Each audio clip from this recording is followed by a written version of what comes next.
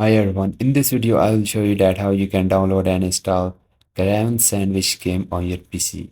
Guys, first you have to open up your end browser and just search for the Steam, and Steam website will appear on the top. So just open up the Steam website, and here on the right hand side you will see the login option. On the top, just click on the login option, and here just sign into your account, and if you don't have an account then just create an account. And once you created the account, then click on the install Steam option you are seeing on the top. And here guys, just download the Steam and install it into your PC. Guys, this is very simple and easy. Then just open up the Steam and log into your account. Then just click on the top search box and just type here the Caravan SandWitch, and this game will appear on the top. And then you just need to click on this game of Caravan SandWitch to open it. Here just scroll down and you will see option of add to cart. Just click on the add to cart option and just click on the continue to payment option, and then you just need to pay with your PayPal or any other cards you have.